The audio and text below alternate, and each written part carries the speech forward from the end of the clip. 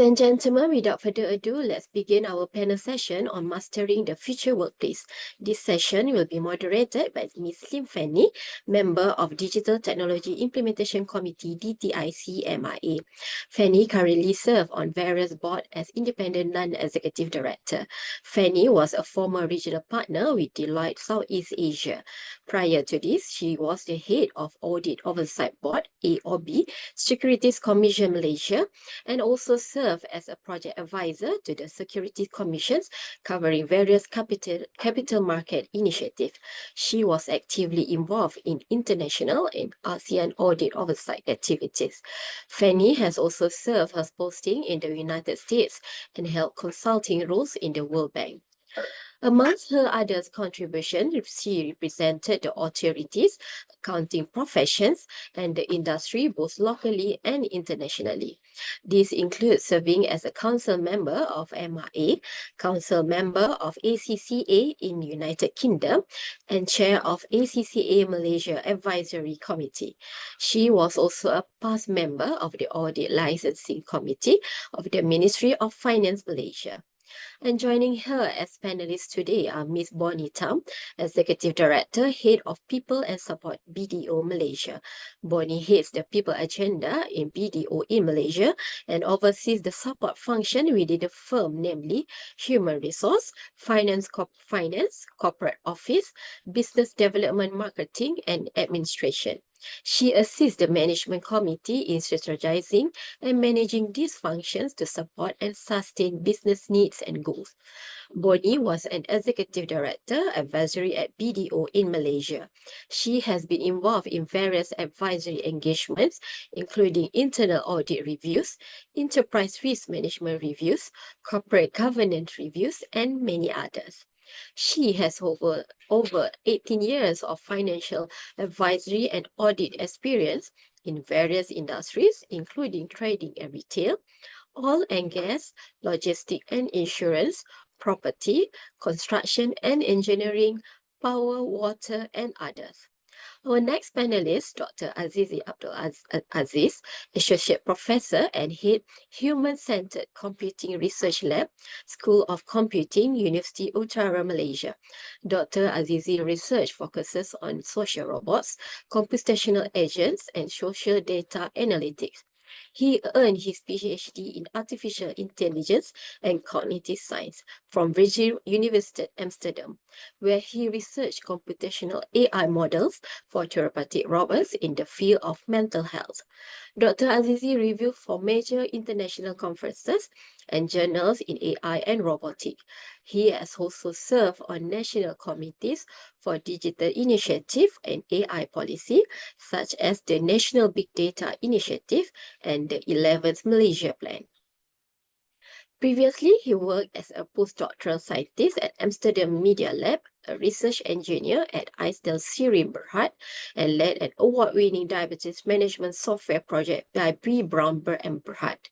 Currently, he developed AI-based models for human-AI collaboration, computational empathy and trust, and digital well-being. He is also active in promoting AI education through partnership with science centers in Malaysia. Our third panelist, Ms. Parvin Kaur, seasoned business executive and student representative. Ms. Parvin has over 17 years of experience in building, managing, and scaling businesses across Asia, with expertise in fintech and technology-led venture across regulated and impact-driven industries, including reinsurance, constructions, and social enterprises. Parvin brings a strong track record of sustained growth, innovation, and strategic transformation in complex environments. At the intersections of finance, technology, and entrepreneurship, Parvin has driven technology-enabled growth strategies to expand financial access and operational resilience. Currently pursuing an MBA at the Asia School of Business in collaboration with MIT Sloan, Parvin is actively engaged in research of artificial intelligence, ethical systems design, and the future of work. And the last panelist for today is Mr. Teh Weil Xuan, Audit Partner, HLB Lerlam Chu PLT. Weil Xuan brings over a decade of experience in audit and assurance. He began his career in 2009, including a significant tenure at a Big Four accounting firm and 3 year stint in Singapore, managing clients across industries such as gaming, manufacturing, trading, FMCG, oil and gas services, property development, and multimedia. Will Swan's expertise extends to specialized engagements, including financial due diligence and review of prospective financial information and pro forma financial statements, where his meticulous approach and strategic insight have supported corporate initiative and ensure regulatory compliance. Ms. Fanny, the floor is now yours. Oh, thank you. Thank you for the long introduction, Nadira. Warm welcome all the participants to this session. Great credentials of our panelists. I just want to wake everybody up to see if you know, am I a Gen AI image generated Fen Nee? Would you know? So just to clarify, I'm a real Fen Nee here, right? Yeah, because a scammer would not ask that question, right? There's just common sense.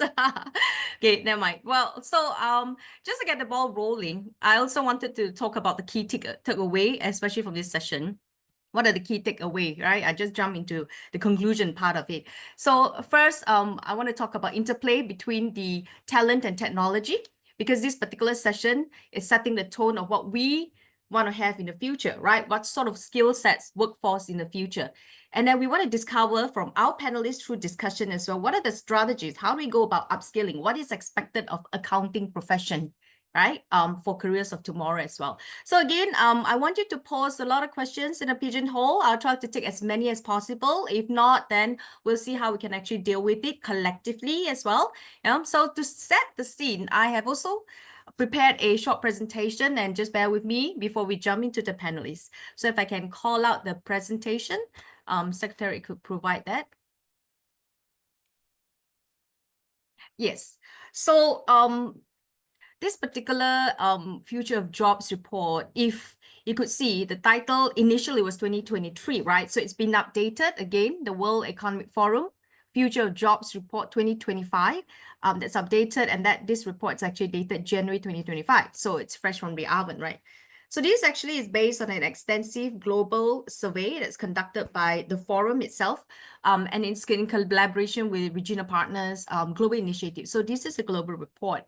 And this particular survey targeted over 1,000 leading employers that cut across, I think it's about 55 economies from around the world, that spans across 14 million workers and 22 industry clusters. So it is a 4-month study, a period that's between May and September 2024. So that's the latest statistics that we have. So slide 1 here asks a question: what are the major drivers expected to shape and transform the global labor market by 2030?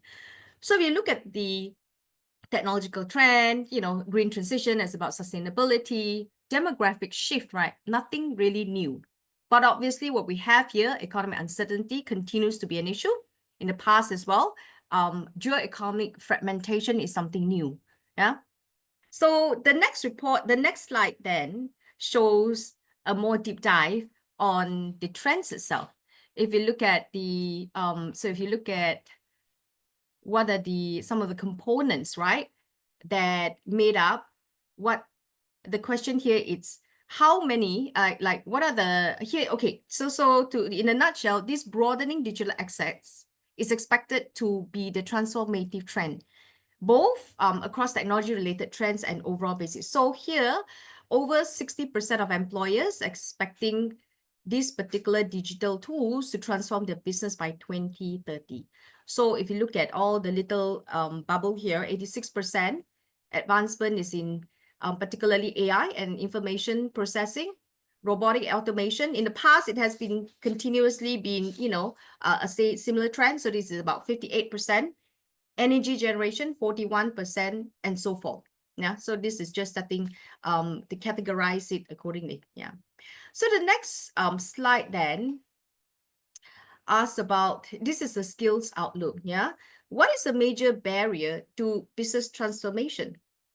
So if you look at the slide here, it is anticipated that 39%, yeah, 39% of workers' core skills will change, which is disruptive, right? So if you put it, so to put it in context, let's not fear about the disruption here, because to put it in context, there are about 170 million new jobs that will be created by global macro trends, okay, this decade itself, so this decade. Now, this job created, it's actually equivalent to about 14% of today's employment. Now, alongside again, we have 92 million roles that will be displaced by the same trend. So this means that on a net basis, yeah, employment will actually increase by 78 million jobs, right? So which is why I think there are always common question, would it fully be displaced and so forth? If you look at the net job creation, it is in a positive side, yeah? So then the question is, what happened to the current skill set of people, right? What do we need to do then? Okay, so then let's leave it there for our discussion subsequently, and we go to the next slide. So this slide is actually a snapshot of today's skill, 2025, versus top 10 fastest growing skills. And you can see very clearly the top 3 fastest growing skills, they are all digital related, those in purple, right? Light purple, right? So these are digital related skills. And interestingly, ethics comes in, right? Environmental stewardship, the very last bubble on the right, that's related to ethics, environmental stewardship. Then some of them got dropped off, right? Some of them got dropped off. As you can see, I think motivation and self-awareness got dropped off, yeah? And also, I think service orientation and customer service got dropped off as well. But that doesn't mean that it's just a ranking. See, so these are just the top 10 fastest growing. But interestingly, it's all digital related, yeah? So the next slide then asks a question, what are the actions employers are taking to address the issue, right? So accordingly, if you look at it from the statistic, 85% employers surveyed, they wanted to prioritize upskilling, right, of the workforce. So I'm not going to displace my workforce. I'm going to, upskill them. 70% of the employers then expect to hire staff with new skills. And 40% plan to reduce staff as their skills become less relevant. And if you look at 50%, yeah, planning to transition staff from declining to growing roles. Yeah. So this is the trend and setting the scene for discussion later. And then the next slide actually show the top 10 industry for increasing skills requirements. So for example, what are the top 10 industry that embrace AI and big data? Yeah. So interestingly, if you look at our professional services, I think accountancy profession is under the professional services, they rank top 3, right, on AI and big data. This shows the growing importance of AI and big data to our accounting profession. In the technological literacy, yeah, understanding of technological, that's technological literacy, we rank number 8. We have, we still have things, some catch-up game to play, but that's where we are ranked. Yeah. So then the next slide, it's interplay, yeah, between human machine. What is the human machine frontier in AI? So the slide is actually very telling. It's about the task performed by technology versus combination of human, yeah, and machine, yeah. Combination of human and machine versus human as well. So you can see increasing trends of the reliance on machine. If you look at by 2030, right? 34% as opposed to 22%. So that's a lot of reliance that will be placed on machine to perform the task. But the collaboration statistics have also increased, yeah. But whatever that's performed, so by the human factor would reduce. So this is where, how do we want to increase the bubble in the middle? How do you want to have better collaboration between AI and human? That's what we're looking at. And the next slide then, it's a finding, it's a global finding versus Malaysian finding. So the one in dark blue, it's in the global finding. Malaysian finding is the one in light blue. That's not much of a difference, with the exception of AI and transformation information processing. That's a little bit behind compared to global statistics, but we are roughly on the same page, yeah, with global. It's just a slight difference. So that's a good thing, yeah? We are keeping ourselves up with the global trend. So the next one is also the same thing, the findings on Malaysia, right? That's the skill gaps in labor market. It's also an issue at a global level and so forth. Yeah, if you look at the global statistics and ours, not much of a difference. Yeah. The only difference here, if you look at the one on the right, the skills outlook again, remember analytical thinking, it's the first, first core skills we're looking at, but now we are looking at AI and big data skill set. Yeah. Okay. So we are on the same page with global to a certain extent. That's good news. And the next trend, technology trend, this is just the 2024 report. We're just sharing with you because you can actually read further with respect to all this report. And it will give you more detailed breakdown what they are. I will not deep dive into it. And then 2025 trends, that's on the right side. Yeah. So if you see the very first point on 2025 trend is the convergence of machine and human intelligence. So a lot more collaboration that has to happen between human and machine. Okay. So what are the trends and opportunities then in the accountancy profession, right? Having set the macro view. So the next slide, yeah. That's the question. Having set the macro trends, what are the trends? What are the opportunities? Yeah. So this is where the International Federation of Accountants, it's our global organization for the accountancy profession. It has actually set its strategic priorities on these 6 areas, positioning the profession, or rather our accountancy professional value proposition for the future. How do we play a role in these 6 areas to help support the growth of the economy and global? Yeah. So recognizing these trends are dynamic, yeah, and they're not static, and it always evolves. We all know. The question is always, what can we do to stay ahead of the game, right? So that lends to the last slide. In the world of technology evolves. I'll pass this slide, yeah. In a world where, technology evolves faster than we do, how do we then stay a step ahead? Yeah. So this is where we are. So I will move on to our panelists. Yeah. So I think this is a question that I'll just ask just to set the tone as well with the panelists. Based on the slide presentation, we all know that the overall trend, right? That's with more than 60% of employers expecting technology to transform their business. That's by 2030. What does it really mean to accounting professionals today? Maybe I get the perspective from Azizi, and then I'll get the perspective from the rest of the panelists too. Yeah, Azizi, you can start on. Okay, thank you, Fanny. My perception might be biased to computer science. I have to make it clear. So I think that in the future, in many ways, because we can see that, to be honest, people who say that accounting field will be dying, I don't think so.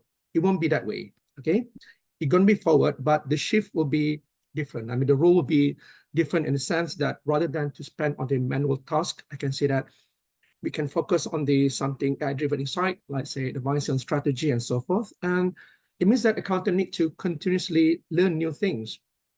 It's also similar to people in IT as well. Now, like programming, for example. Before this, we thought that programming only can be done by computing or tech people. But now with like ChatGPT, you will give them data, they can provide you codes as well. So this is like a challenge for us. But rather than to say that, oh no, programmers will be dying, no, we've changed the shift. We focus on the more ideas on value on data or insight analysis and so forth. And I can see that another part is the human skills. We are focusing too much on the data point of view rather than about ethics, judgment, even communication. Again, this is something that lacking actually. So I guess that for any field, these particular three things must be there.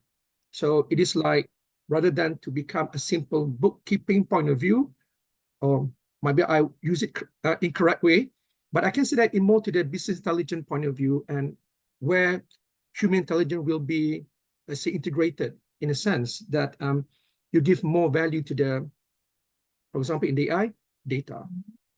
Because the main challenge, I think that cross-board, when we talk about data analytics, we think that it is there already. Yes, it is true. I mean, we have a lot of application running, but the problem with now, we don't have a good kind of a set of data to be used. The data is still messy, actually. I mean, despite what people say outside, but when I built AI system for the data analytics, it shows like so many messy things. When a client gave us their data set, they say that here and there, when we saw the data, it was like, okay, this is something like really funny. It means that we have to do a lot of, data massaging, they call it. We need to refine the data and so forth, because we have a huge gap, actually. People outside think that AI can do everything. It's like a silver bullet, okay? The holy grail to solve everything. But AI type people will say, no, don't think that way. Because when you give messy data, it means that AI can't do their job. Yeah. Or should I say garbage in, garbage out? Yeah. Yeah, so I can say that despite promises and everything, from my point of view, AI is still lacking in so many ways, actually. This is where what it means by future accounting professional, even today as well, to provide the right data, to understand things accordingly, and the role will be shifting. I mean, you don't have to do programming anyway, but you need to understand AI can't do this and AI can do this. This is where the meeting point that we really need to know.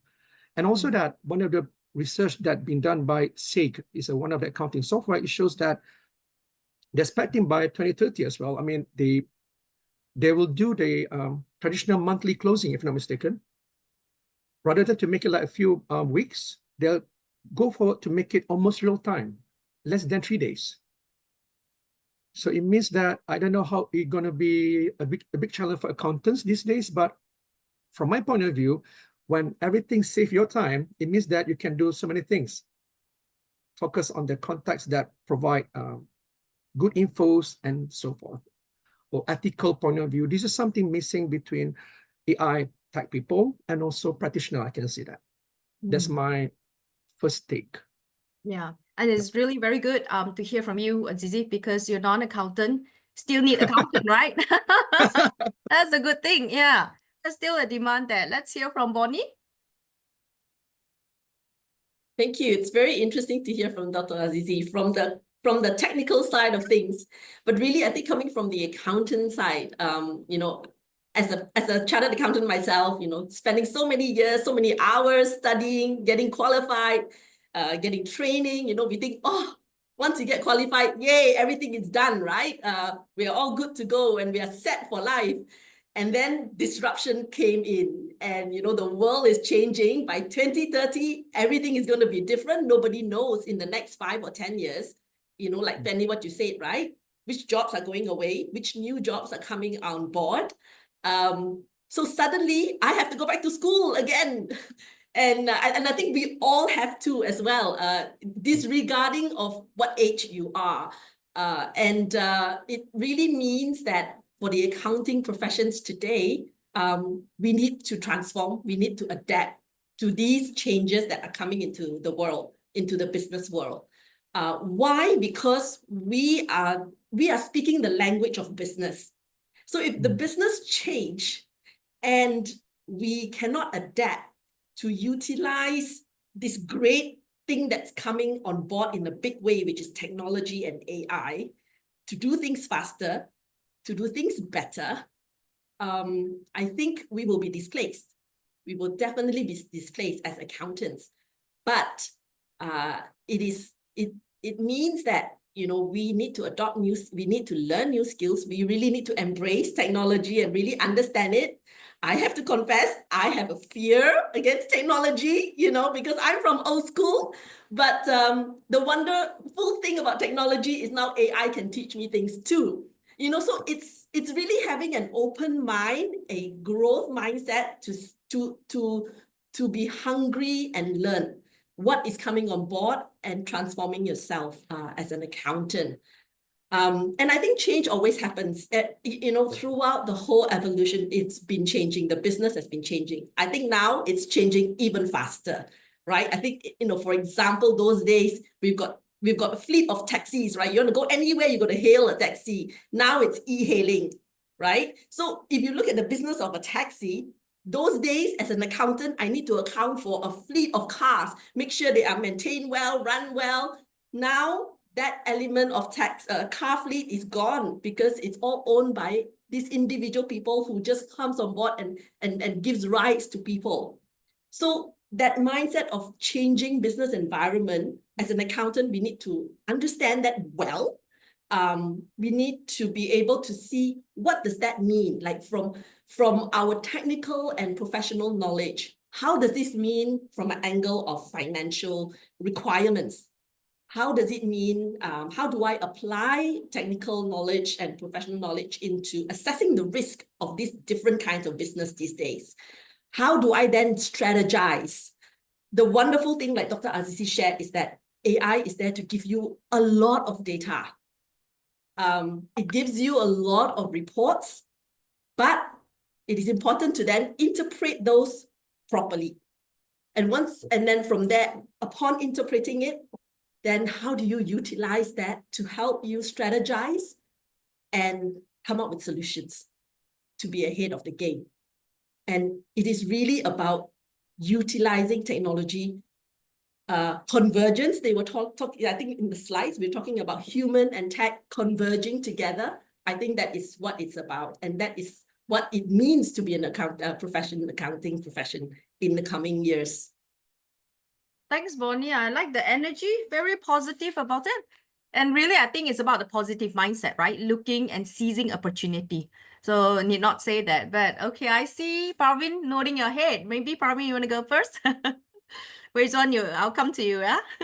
Yeah, okay, sure. So I think I resonate with Dr. Azizi and Bonnie as well. So initially, it was a lot of uncertainty and anxiety, that what's going to happen. So I decided to empower myself through knowledge, do more deep research about this, because I feel that eventually that, AI will not replace jobs. It will replace the task.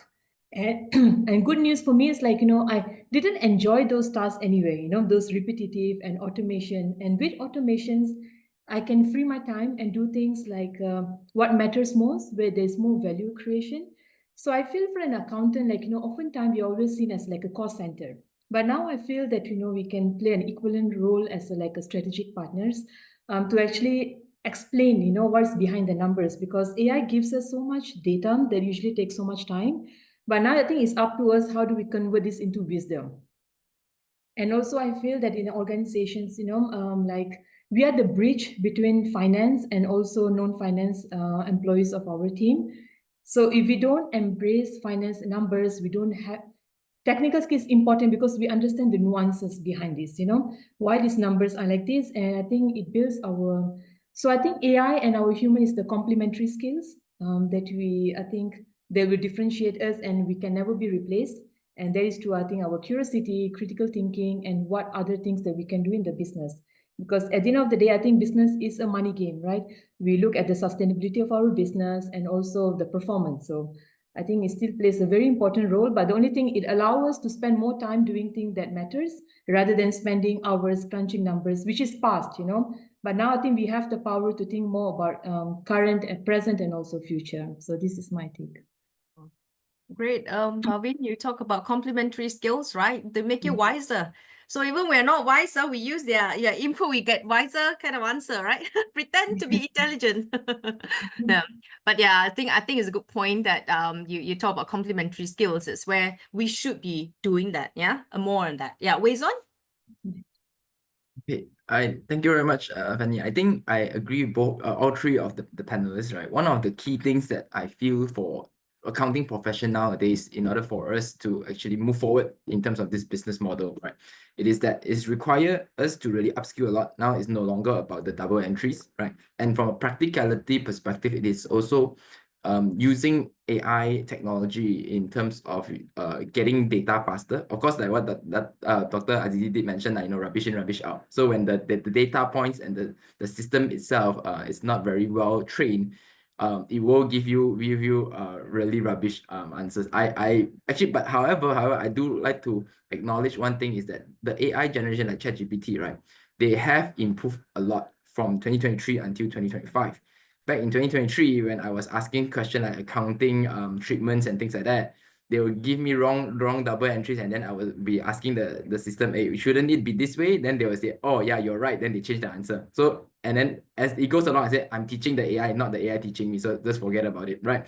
But however, in kind of 2024, 2025, it became much more direct. Of course, one of the things I think we have shared, all the panelists have shared, one of the key things is that it requires a lot of analytical thinking in terms of how we should use this data, right? And at the same time, because with this first direction, first guidance that they give us, our response time is much faster. Instead of us needing to go and dig for multiple information, dig for multiple books, looking for data, right? I will respond as a professional accountant now. It's like client ask me a question, right? I draw some of the ideas. Okay, these are the scenarios, right? What direction should I go? What standards should I be looking at? Right, they have a set of guidance at least, right, as a reference point. But I always tell my team members that you can use AI as a guidance, but never fully believe it. Do your own due diligence, and also at the same time reference back to the original source. Go back to the ISA, MFRS to find your correct data first. Yes, it can give you a direction, but it will not be the ultimate answer. That is something that I feel is very helpful in terms of getting the AI into technology.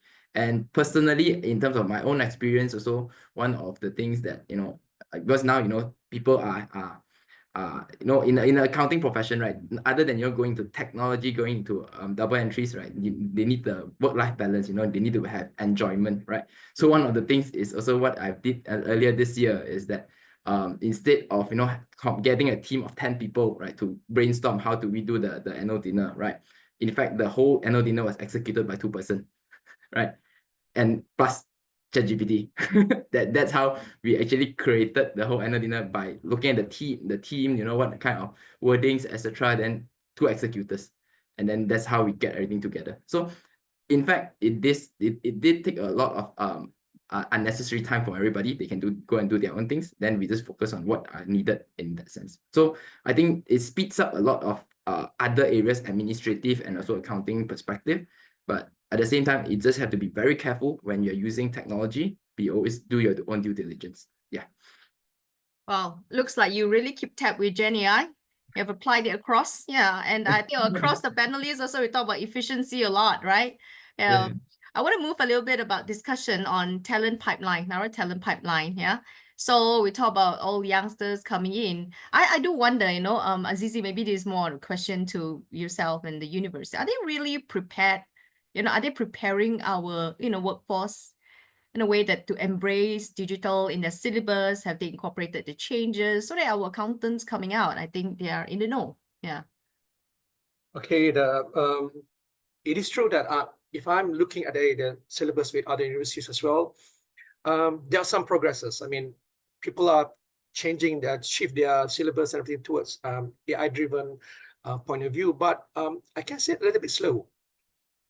Okay, a little bit slow, because I guess the thing is, let's say I want to be the AI people within the scope of accountancy, for example, but I have no ideas about accountant point of view. So these are the things that we don't have that kind of a bridge yet at this moment. So the tech guy talks about AI, but they are from other school, from let's say faculty of computing, and whereas the content actually coming from other schools as well, or other faculties. So this is where the bridge not really well built, I can say that. But most of the universities has shifted their point of view towards data analytics, which is one of the key components in AI, because AI is really huge actually. So from my perspective, digital finance, fintech, let's say AI ethics, data science, data analytics must be incorporated across board. And I do believe that most of faculties already embedded digital tools for ERP, RPA perspective. I think that this is really in the pipeline. But yeah, again, it's about the you can use any tools actually.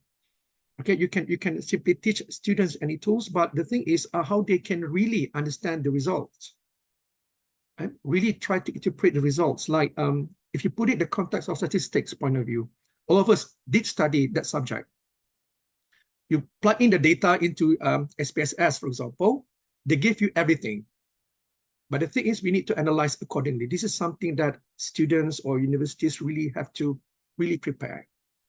And also that another part is new technology, like not just AI, like blockchain, they're coming as well, like possibility of the how we can use AI for decision making. This is where, from my experience, where the one that I'm sorry to say that I'm not really into financial accounting point of view, but when I did study management accounting, I found it like, oh, this is a kind of forte that I can plug it into because it makes decision, it can advise people on doing things. So this is where AI can work as a sidekick. So I can say that the competencies, the syllabus must focus on the ethical point of view, RPA perspective, and also the understanding AI and automation, and data analytic and interpretation. Not just data analytic, but interpretation matters. We do have a lot of software these days, which is somehow free to be used. And like I said, the newbies, let's say we wanted to study what is data science or data analytic, they already have software we can simply use, and it is free, available on the net. We don't have to program it anymore. So the thing is, my major worry actually that how AI can, traditional school can really cope with the idea of, for example, the new position out there. I can see that in the next future, you're going to be the AI-powered financial analyst or blockchain accountant, I don't know, or AI auditor. This is where there's so many huge gap that never been tapped before, and even tax technology specialists, I can see that, or digital transformation consultant in finance. Those are new things that will shape our future. So I can see that it's not just about the record of financial history, but it's more to the business strategy with AI-powered insights. So I'm not sure how accountants' point of view will tackle this, but these are the future actually. So the key things that we need to really reshape our syllabus, data analytic, knowledge visualization, and also that blockchain, security, and even ethics. Yeah, I think that this is the things that I can say that where university will play important role to do this. But the gap is tech people and also business people, we rarely talk to each other. So we need to bridge this gap first, I can say. Yeah, very good point, Azizi. I think it's the application part where it's always missing, right? The application. Yeah. And I can hear you, there's a huge frontier out there, right? Accountants can be anything, can be whatever that is powered, it is, powered by Gen AI, powered by AI. Yeah, Parvin, you're nodding your head again. Maybe from the students, I mean, not from students' perspective, but really from a younger generation. Do you fear those days if you're taking up a course, you say, I want to be an accountant, but if the syllabus is not changing fast enough, knowing that we talk about it, how do you think that you can come out and still get a good employment, you know, that sort of, into the job market? Maybe a little bit of that perspective. Thank you. For me, from my part would be, I think the importance of continuously applying what we are learning. Because, you know, even when we had SCCA and I'm actually doing my MBA at Asia School of Business and with MIT, the matter is like, you know, we will get the fundamental theory knowledge, but it's the matter of how you take small steps to actually apply at your workplace. And I think we will only get better through actions. And we have to be, you know, let me try this. I think curiosity, experimenting, is very important actually. You know, I think for us to have like, okay, if I can do something like, you know, when we was in MIT for our immersion program, we was actually taught how to build a ChatGPT on our own, because it's important about the data analytics side. And how do we actually, what happening behind this, because sometimes ChatGPT can, or AI can hallucinate and all these things. So it gives us some sort of power actually, that what is the front, what do you want to achieve, but at the background to make sure that, it doesn't, as Dr. Azizi say, no garbage in, garbage out kind of things, then how do we actually build a better vision? So I think data analytics with our technical knowledge, and I think the fundamentally would be our willingness to learn, like to apply, because no matter how much knowledge, there's so much knowledge out here, but until we don't apply, we won't know. And I think every industry is different, accountant in each company is very different. So I think we should always be agile and adaptive, that, okay, this is the problem that I have in my company and how can I solve it? And embrace AI, embrace learning, and then I think you will have a superpower kind of thing. So you build your niche or strength around this. So yeah. Yeah, I like your thoughts about the curiosity to experiment. I think that's important. So you don't stop there, And I think Azizi also shared ample opportunity, ample of software out there for you to learn, right? So it's the mindset, right? The Bonnie goes back to the mindset, yeah. So assuming that skills come out and it's just lacking Now I turn to Wei Xuan, You're the employer, audit partner, okay? I just want to hear what sort of initiative that you would have done or is doing, to help, some of the students, to upskill themselves. Maybe I can hear from you, Wei Xuan.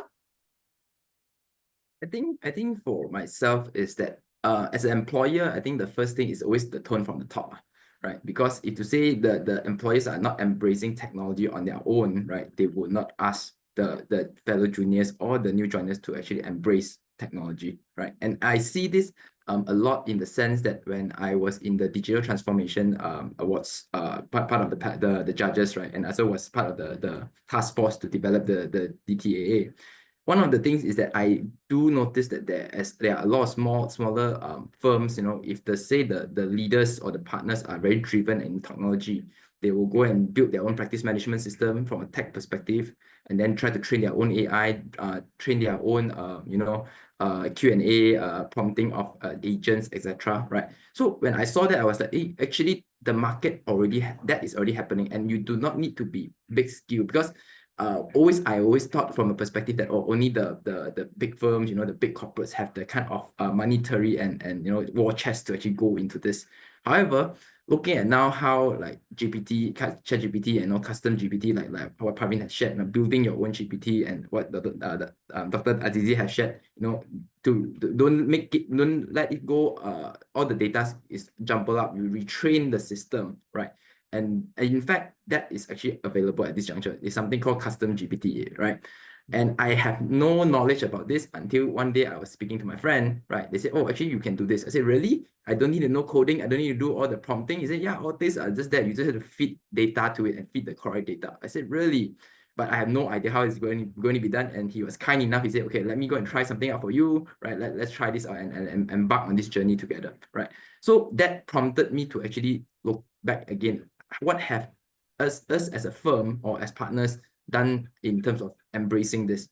And in fact, just now, Fanny, you asked me what am I doing at this juncture. Actually, I have recently rolled out ChatGPT Teams to my fellow partners, right? Because GPT Teams is a enterprise level grade type of security, so the data leakage, security, everything is much better from that perspective. So I have actually convinced my partner, say, okay, let's spend some money on this, right? Let's go into this. It will enhance our capabilities in terms of whatever it is, like I mentioned to you earlier, creating, doing our own annual dinner on our own, maybe prompting for questions, etc. Right? So I did ask them, let's go into this journey and we try ourselves first, right? Get ourselves comfortable with that using all this kind of AI first, then see how we are going to go on to the next level. Because I think majority of the employers and also are actually very afraid that, if to say we go into the AI generation, will data leakage be one problem? Yes, it will be. That's why, therefore, it is required to have, change the data into anonymous names, to just get the scenario, etc. But that's how you use it in a free version. However, as going to the profession, we are afraid. Personally, I'm also afraid. So I'm not really telling my team, okay, go and do GPT, find the answer and things like that. But I will ask them that, okay, you use it, but be careful, and then at the same time do due diligence. So I think one of the areas that I really felt that for the new generation is that they are equipped with the skill set of prompting. I think one of the things that my friend that is in the tech industry, I think he's one of the developers, and also that he's like a coder and programmer, right? So he definitely is into AI. And he was sharing to me he's already teaching his 6 years old, 7 years old son how to prompt AI, right? And I was asking him, so would that then not like, you know, how do you then train his critical thinking after this, right? Because then wouldn't it be everything also you go and ask the AI? He said, no, the main reason is that prompting is also a very important skill, right? To get the right output from it. So I said, okay. And in fact, I think one of the key problems that we are unable to do this very efficiently is because we don't know how to prompt, right? So personally, also I'm also embarking on that journey in terms of getting books on how to prompt AI and things like that, so that at least, right, things that I ask is not very generic. So sometimes you just throw in a question, what is this about? Then they'll give you a very generic answer. I said, okay, this is not what I want. Then how do I go on to find more detailed answer and more direct guidance? So I think for the students, prompting should be the first start in terms of understanding. Learn your skill set from a skill perspective, understand the fundamental, the understanding in terms of like the accounting standards, auditing standards. You must understand that. However, use the AI part to prompt and also at the same time give you guidance so that you speed up on the learning process. Because AI is really helping us to like, it's a sparring partner. So you keep asking, they keep giving you answers. Then you say, okay, maybe I need to ask more and ask this. And slowly as you go along, actually you may develop a skill of asking a lot of questions, right? Then you next time you're going to go to client, so you keep asking the same questions. The clients then is a training ground for you in that sense. But just that it's typing. Okay. Right. Yeah, I think I was just thinking aloud. Your 6-year-old is going to prompt Jen, ChatGPT, how do I manage difficult parents? Yeah, that's going to be an issue. Yeah, no, it's just yeah, but it's good that it goes all the way to 6-year-old. Yeah, 7-year-old. Yeah. That's really good. Yeah. So maybe I flow to Bonnie again. This is just a flowing through a question. From Wei Xuan, right? Because it's an employer as well. So how does that change your recruitment process, or what do you expect from your recruiting skills? Or does it not really change a lot right now? But it's more on upskilling subsequently when you bring them in. Thank you. So I think when it comes to recruitment these days, a lot of times the core skills are still very important, right? The understanding, say from when I'm hiring for my firm, an accounting firm, BDO, the professional accountancy is still very important. The ethics is still very important. These are the core elements as an accountant, right? But then we then want to look at technological literacy, like how much do they know about what's out there? How do they use it? It's not whether they use it right or wrong, but it's what we were talking about, the curiosity, right? Have they explored with it? Because I think as we go along, when we hire people these days, we are hiring people to solve problems, right? And they need to solve problems with technology. And unfortunately, I think, the young ones that are coming onto the workforce, they are better and more knowledgeable and more tech savvy than our partners, of the firm who's been there. So, there is the need to sort of learn from each other, right? I need to bring in these people who also have that ability and that confidence in embracing tech. But then again, be curious, be critical, critical thinking, analytical thinking, those core skills still remain. So I think the shift is really to start to see that curiosity, that thinking of, how to innovate, how to do better, how to, do work faster, better, how to then stay ahead of the game. That, I think, is something that we do really start to need to see, because we need people to be able to adapt. So adaptability is a core thing that we look at. How do they deal with change? How do they pivot? How can they adapt fast? Good. I think, Bonnie, you just given the tips to the recruiter here. So any recruiter here, make sure you take down all the tips that Bonnie has given.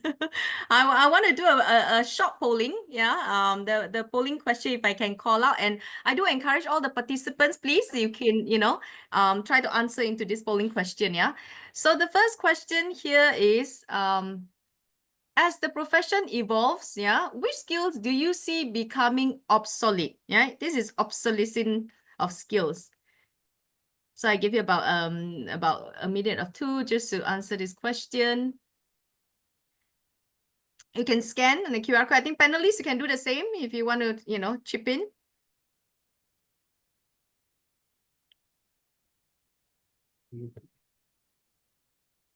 So we hear about new skills or all the skills, yeah. What are skills do you see becoming obsolete? So you just type a word or 2 words or 3 words.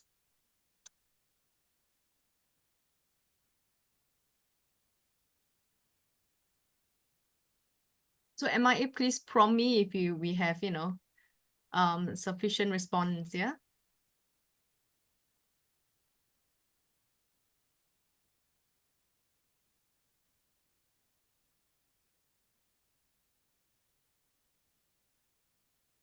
Oh, okay. Wow.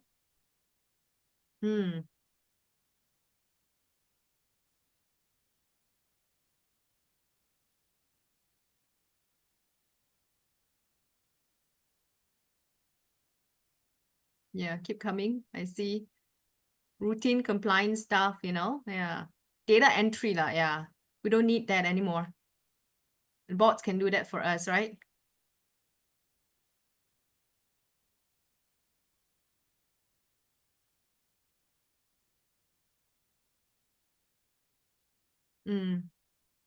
Hard copy documents, yeah. Calculation, yeah. I mean, those days, calculation, we use calculator. Now we just calculate in our iPhone, isn't it? It's still a form of calculator. Yeah, but you can put mathematical ask, in your Gen AI, and they will tell you what's the answer as well, right? Yeah, it prompts you the answer. Okay, very good. Yeah. Okay, these are quite aligned with what we've discussed also. Some of these, Okay. Yeah. Maybe we go to the second question first.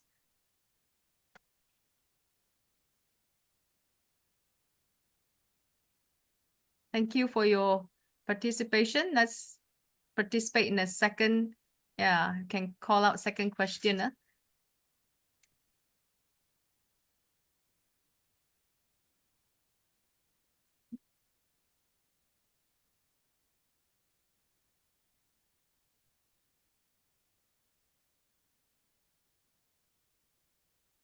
Also, okay, second. Okay, so the second question is, which skill do you think will define the accountants of tomorrow? Storytelling. Judgment. I think Azizi talks about judgment as well.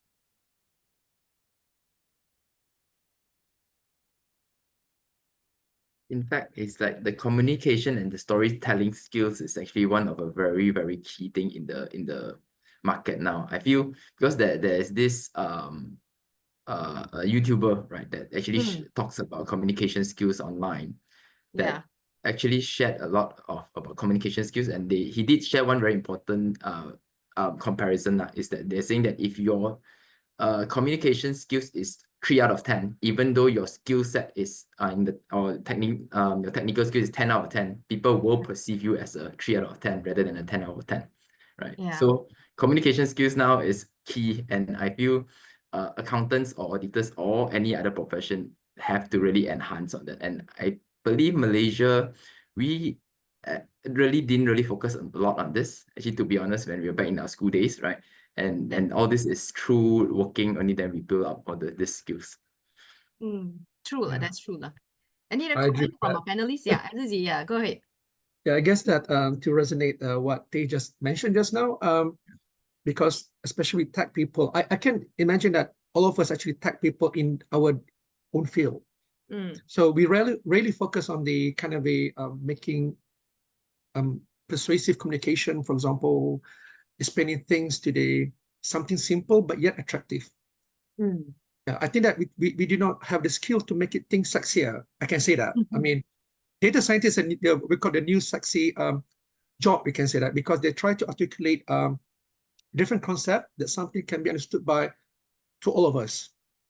So we still have the kind of things that we need to really focus on. Yeah, for competing point of view as well. Really happen. We cannot build this kind of a skill at this moment. Yeah, that's it. Parvin, but any comments from you on this particular slide? Yeah, I agree as well, because I think communications and we are like a storyteller, right? How do we actually convert all this financial informations to the non-finance audience? And I also feel that, AI has becoming like an equalizer and also create a low barrier of entry for any businesses. So more than technical, it's like, how do we go beyond this, as Azizi and Weil Xuan said about communications. And I think as a student now, I think one of these things coming from government school is the public speaking. I think it was the major challenge because it's just like no matter how much you know, but if you're unable to actually articulate well, it's just that, you're not doing justice to the message or to the knowledge that you have. So I think the communications, how do we build trust? And sometimes we see contents, right? It's all we can see is AI generated. But I think human connections will be very important as well. And I think in our professional fields, like when everyone, how do we differentiate ourselves? Because everyone can give a cheaper price, they might on the price, but how do we actually build relationships? So I still feel, I think it backs to our emotional intelligence, our communications, and building trust and all these things. But since you asked about how, maybe I want to ask the question back to you. How do we actually do that? You see, because accountants, maybe Bonnie is smiling also. I get you to respond later. But because accountants are accountants, right? They are so immense into numbers, into data analysis, and so forth. And yes, you have a subject that has maybe it's a certain kind of soft skill a little bit in there, right? Then you have presentation at university level, get you out. But how could you do better to pivot yourself in communications lacking? Like for me, I think what has been helpful and why is a self-awareness, continue having this growth mindset, like, okay, if I can do this, I can do it better. How can I do it? What is stopping me? Oftentimes I think it always is within our control, but I think having always reflect, and spend time on your self-awareness. I think it's very important because then you will know the actual gap and what do you need to actually fulfill the current needs of your workplace, of your educations and all these things. So I think before we look at outside, I think we have to always look within. I think my journey has taught me as well, because there are a lot of us are born with unique strength. Because and I think with this equalizer, and I think so there's the multiple things. So I think self-awareness is very important, and based on this ability to learn, okay, how can I improve myself? I think continuous learning is one of the fundamental things for me. Thank you, Bonnie. Yeah, I think it's really interesting to see these points here, and we talk about communication skills, storytelling skills, empathy. I see the word empathy here, and I think when we see how do we learn these kind of skills, right? Because these are not things where you pick up a book and you study chapter 1 to 10 and that's it, you are a perfect communicator. No, it's a lot of experiential learning, right? It starts with self-awareness, as Parvin said, but even self-awareness, sometimes we do actually find a challenge. How come that guy don't see that of himself? It's like lacking of self-awareness. How do you address that? Like you want to have self-awareness, but you're unable to even get that.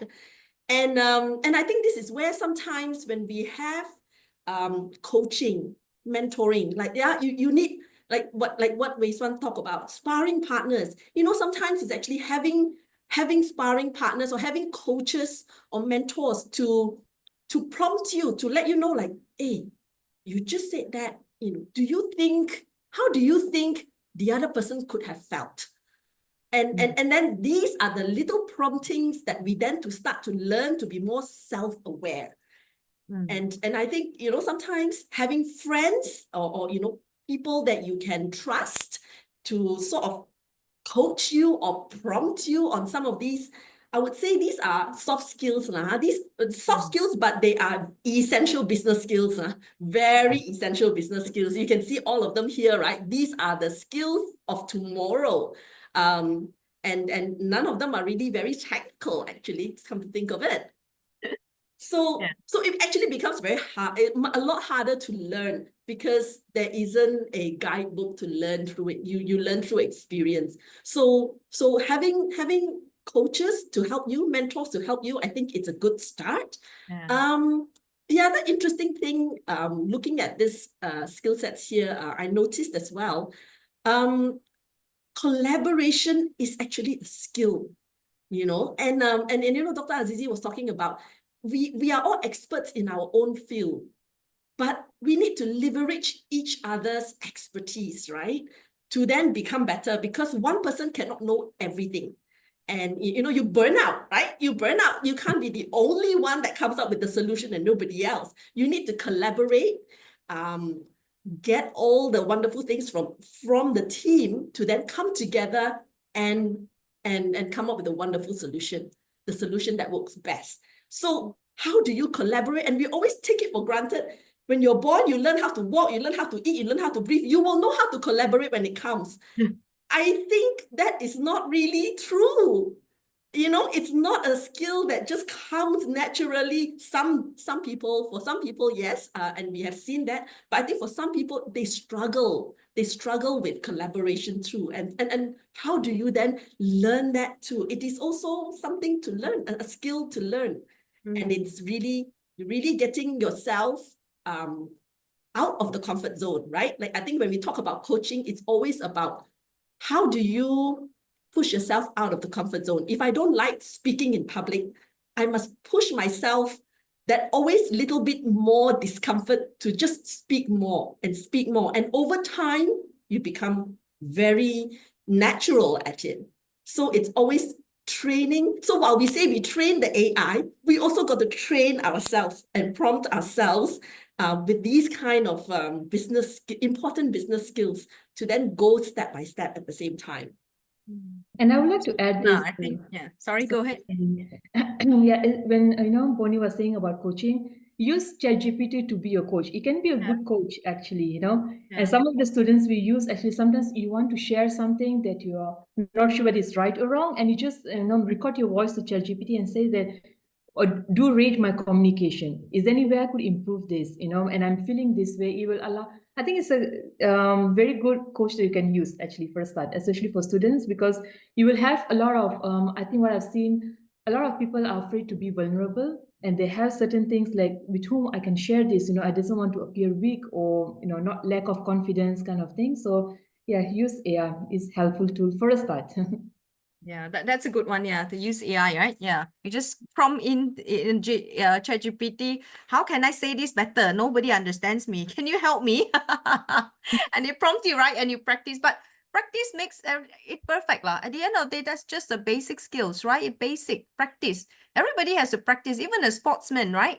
You're not going to be able to run that 100 meters to score if you don't practice every day. It's practice, right? Yeah. But the other thing I thought is not a skill. At the end of the day, we talk about communication, storytelling, all this is about courage as well. Self-awareness, but self-awareness not to the extent that malu lah nak cakap, things like that, right? In front of people, public speaking. Courageous, yeah? Everybody makes mistake, but we just have to be assertive ourselves, yeah? I think that's what we wanted to, yeah. But Azizi, anything you want to add here? If not, I can move on to the next poll. Actually, that I used to work with a team of the programmers, but one of them, she actually that has this kind of issues with, to articulate things. And we found out actually that she got ASD, autistic spectrum disorder. She's very good on the writing codes, build maths model, but, she can't make eye contact. She cannot speak in the public and everything. So it's almost impossible to teach her to simply, to articulate things. So what we did, we have to we built a program, a software to bridge this particular part. During that time, we don't have any ChatGPT. So now we have ChatGPT to actually bridge this part. Oh, okay. That's very So good. she wrote down everything on text, and then the AI system will read out loud what she said. Wow. Okay. Yeah. That But was now with developed at that ChatGPT, point in time. Now, yeah. okay, okay. Wow. ChatGPT now is like it can save 10 years of the advancement of technology actually. Right. So I guess that we need to also have a look different abilities. Diversity will play an important role because we can't force everybody to talk in public. Yeah. Like I got friends that really good on technical skills, but you put it him or her on stage, she'll die or he will die. Yeah. Right. But that's why I think technology can help them actually. Yeah. Yeah, agree lah. I think there are tools that can help. And again, it all goes back to mindset and the assertiveness lah, you know, Yep. self-awareness and what we've actually spoken about. Let's get the result out of the third one, the third question here. Pretty interesting because we want to know if the audience have tried Gen AI tools. Any, you know, Copilot, you know, Gemini, yes or no? Yes, 89%. So we've got all the close to 90%, yeah? That's a very good statistics, right? So everybody has done that. Still coming up, 90%. Oh, getting there. Oh, a round of applause to yourself, you know, the participants. Yeah, if you have done that. Yeah. So this leads me to the next question to our panelists, right? Everybody use Gen AI freely. Everybody use Gemini, Copilot, the unpaid version. The question is, how do you use responsibly, right? How do you use it responsibly? So this is, you know, towards the ethics side of it lah. So what does it really, you know, what does it really mean? Can you actually use it, you know, for what purposes? I think the do and don'ts of using Gen AI, if I could start with perhaps maybe Azizi, I come back to you first. ChatGPT, those kind of a they call it large language model, is eventually that I use it frequently, but I do not really trust their answers. Because when you know how it can manipulate the answers from the real things, you need to be really careful. They might be hallucinated in the kind of a sense, but actually they give you quite broad sense. But it is good for people with some backgrounds. Layman is very technically, not saying dangerous, but they have to be really careful because they might be misguided by certain rules and also policies when they build that. So when it comes to the ChatGPT point of view or any LLM, they call it, we need to be accountable with whatever it takes. I mean, you can read that, AI can assist you, but in the end of the day, we need to remain accountable for the decisions. You can't simply say that, oh, I said that because AI said this. Yeah, this is happening with students. I mean, they copy and paste answers from ChatGPT. I said that, go ahead, you can do that. But the thing is, you have to present to me. If you can simply sort of, let's say something good, and I believe that it's okay. But if I can simply attack your answers, you'll be in great trouble. Because these are things. And also that we need to know when we ask questions on ChatGPT, we need to know their transparency, or we need to ask them why they got kind of a decision or answers. Do not simply take it as it is. From them to give a transparency point of view. Right? You force them to expose themselves how they got the answer. It's very important, right? And also that we need also to make sure that privacy point of view, like all of the panelists did mention about the when we put everything on the ChatGPT, we actually expose certain point of view. Bear in mind, yes, we can anonymously put certain things hidden, but AI can find patterns, right? AI can find it. I did try some tests with data that I put anonymously without any, sensitive information. But when you push, like so many people did the same, they can connect the dots. This is very dangerous. I mean, we need to show what we call data minimization, putting samples that don't have any representative point of view. And there you go, you can try to have a look. And the last one is because the concept of the ChatGPT free, we use bring your own AI actually in our workforce. So I guess the organization should play important role to technically legalize this in a way that to invest a bit to get a secure GPT applications. Because if it is free, of course we like set everything free, right? But the thing is, you are unattendedly performing the data breach. Yes. Do not think that, oh, I hide everything. No, AI can connect the dots. Clearly, they can connect the dots. And also that the thing is, we need to also teach our colleagues, friends, and also co-workers with the right prompts. What prompt can't be used and what prompt can be used to actually that leverage the ChatGPT point of view, because it's a double-edged sword anyway, technology. That's my take on the GPT point of view. Yeah, very good points. I think it's easy. At the end of the day, again, because it's all public information, you put information in, it's all going to be public anyway, you know, so the data privacy is really important. And some of the tips that you've actually shared. And then you brought up about organization, what that needs to be, you know, need to put certain safeguard in place. So organization, I go back to Wei Xuan, right? So Wei Xuan, you have also applied and you have also done, you know, what are the safeguards or what are some of the policies that you can share with us that the do and don'ts of, you know, using AI? Whether you develop your own, what are the do and don'ts as well? And if you were to adopt public ones, what are the do and don'ts? Okay, I think for myself at this juncture is that the first step is actually getting the partners comfortable with GPT, right? And the thing is that everyone has been trying to you know, they want to ask sensitive question, like what Dr. Azizi said, want to ask sensitive question, but sometimes they don't dare to put it in. So therefore, the search was that I went and looked for a system that can protect the data. So some of the times when I go into the GPT, first question I ask, is my data being used to train the model or everything? So then they respond, say that they do not take the data, or like say for example, the new the free versions of GPT, right? Those are actually, they will take your data for training, right? But however, like the version that I've used, GPT Teams, they don't, right? And at the same time, is that the data is secured in that sense. So in a way, it will not be able to even record how, like, if to say you ask from another prompt, right? They won't be able to have that memory read from your other prompts as well. So that shows in a bit of like security in terms of your data not being crossing anywhere, right? So, but however, I'm still very careful because I would not try to put any client sensitive information inside. But at the same time, it does give me some comfort that the data are kind of secure in that sense. So I think the key thing is to say, you say do and don'ts. I would say that don't go and put anything sensitive. That's number one, right?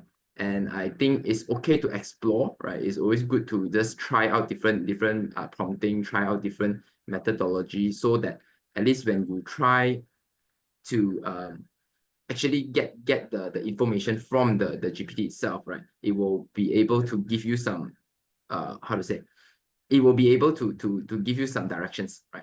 So I hope that, you know, in terms of for ethical perspective, be very careful on data security, and at the same time not to have overly reliance on GPT. That's my key point. Even for my team, I ask them to use it, but don't overly rely, and always make sure you do due diligence. So Yeah, I keep repeating myself from the past few times, the same 3 points. Good one. But for client information, you use the Microsoft team, the Copilot, which is a paid version, and the data privacy, all it's just being taken care of, right? Correct. Yeah. So, okay. Yeah. Just to put it in context, this is a very good one. Bonnie, you have any policies that, you know, your organization have already developed with respect to the governance of AI? Is there any, Yeah, or I still think like very words? similar to Yeah. what Wei Xuan shared.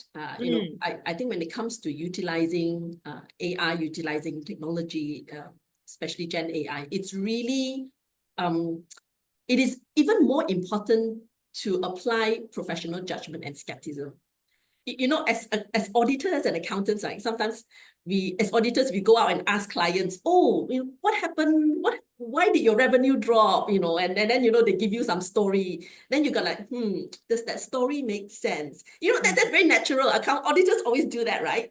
But then, you know, sometimes when it goes to ChatGPT, They ask ChatGPT something and go, oh, okay, this is the answer. Suddenly the skepticism phased off. Like, I think it's then, it's important to treat ChatGPT like you ask anybody, right? Does this answer make sense? Apply that level of skepticism. It's not to say that ChatGPT is there to tell you lies, but it's because of the prompting, right? How you ask maybe creates an answer which may not exactly fall into the situation that you are really asking for, or the situation that you are applying it to.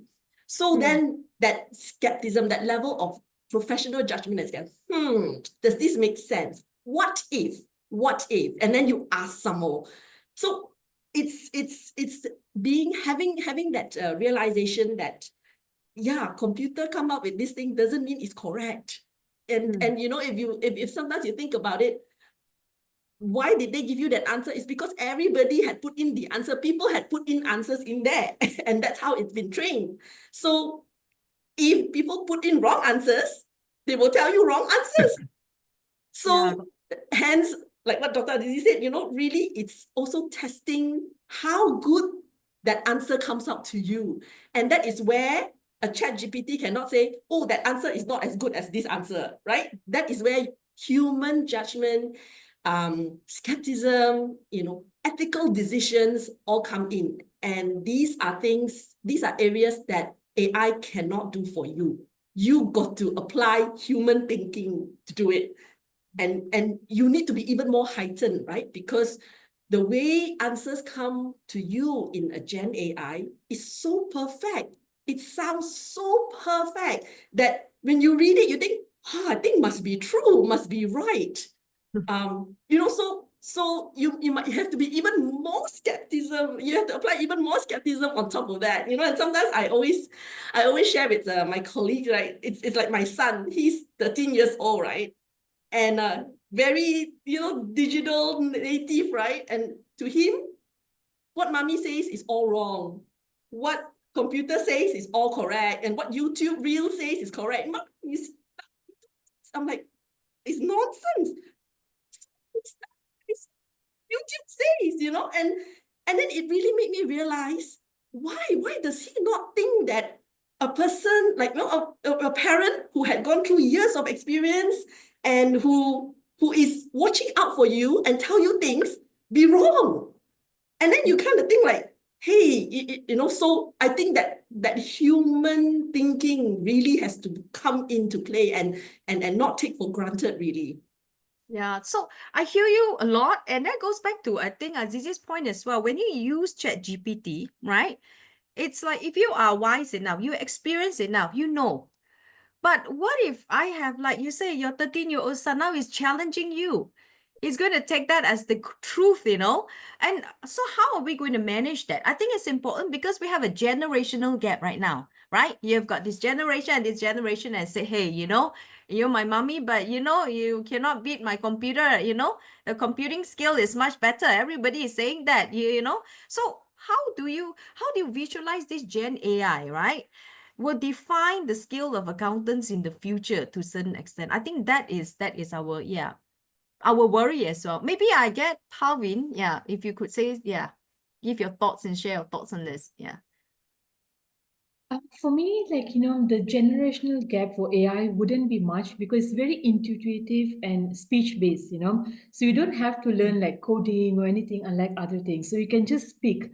It's like, my 4-year-old daughter sometimes use it to have watched some YouTube videos. And even I taught my 75-year-old grandmother to use it, She just have to press the speech and she just says. So I feel that I think we learn through learning actions, actually, small steps, always have this thing, okay, I want to learn something, let me try it out. I think actions plays a very important role, and I'm very confident, I strongly believe that it's not very difficult, unlike other technical skills, because of I think that is why the Gen AI, the power, right, is the speech, actually. And anyone from any level of background, even if they have not been to school, they actually can get so much knowledge using AI. And so I feel that, we should not take it as our limitations, but how do we embrace this and make ourselves better? And So I you think are the collaborator lah. You are the bridging between grandmother talking to a 4-year-old daughter. Sometimes, because sometimes language is a barrier, and also they want to Yes. learn something, because my grandma, she never been to school, but it just allow her, gives her so much autonomy and power to learn something what she wants, or even just like learning, listening to prayers, kind of these things. So that is why I feel that, we should embrace this and to make ourselves better and not use this as a crutch, because this will make us handicapped if we don't have Yeah. access to it. Because I feel that oftentimes people are using it because they don't make yourself lazy by using AI, but use it to make yourself better. Yeah. Because somebody will be so dependent. Don't be dependent, but use as a leverage, on how you can make yourself better and being mindful that, if you don't have, you'll be fine. Because I've seen some people who don't have internet, who don't have access to AI, suddenly they're unable to communicate the way they have been talking and I think we just don't give power to AI, but use it for your own good. Yeah. But Azizi, I know you're nodding there. Yeah. What are your views about, a lot of people talk about in future people will be so dependent, on AI, Gen AI, automated, all this thing, and people are going to get very lazy, to put it that way, Not that I want to use that word, but really, I think there has been a conversation ongoing already, and an older generation, what is it going to become, of our next generation? Yeah. Yeah, I guess that the main idea is like for each generation, we always always technically belittle our upcoming generation. Technically, it's like like me myself, or you when I'm giving lectures, I say that to my students during my day, blah blah blah. I did this, blah blah blah. Okay, the student said, but sir, that's your day. I was like, okay, it's a wake up call. What we can do actually that we need to face that like what Bonnie said just now, she's no longer the Asian mom tiger in a way, because her kids capable to argue everything, which is not really during our time. We did that, or at least my late mom, I did that, gone case, right? Okay. But the thing is, because we need to really us as well, we need to really capture kind of a homogeneous culture in a way. When people seek answers from the ChatGPT and everything, they're giving almost homogeneous answers. Not really culture perspective per se. If you do ask prompt correctly, yes, but in general, they give you almost identical answers, which is, these are the things that we can see lesser diversity. This is my major worries actually. Dependable to the technology always been the case. Like now, I even cannot drive well in Kuala Lumpur if I'm not using Waze, coming from Kedah. So do we have to let go of things and following the old maps? I don't think so. Okay, take Waze out of me, I can't drive in KL anymore. But the thing is, people get lazy, yes. People get things, yes. But I always put AI technology, ChatGPT, whatnots, like our digital sidekicks, our, let's say, Gemini, our co-workers. And it actually that release us from doing slavery tasks. I can say that. There are time will be people technically being lazy because the way we work and our culture, that kind of way things. But in the future, it's going to be changed. The transition, we can see transition. That's why we will think that people will get lazier. I don't think so, because the new challenge will come up and our new generation will face that. So currently what we have to do, we have to guide them to use it responsibly, and also that to make sure that they know the do and the don'ts. Like Bonnie said, when her kids did ask here and there, like what my late dad will ask me. So, okay, you give this proposition, so why you want to follow that path? From your point of view rather than from your friend's advisory point of view. So we can have to be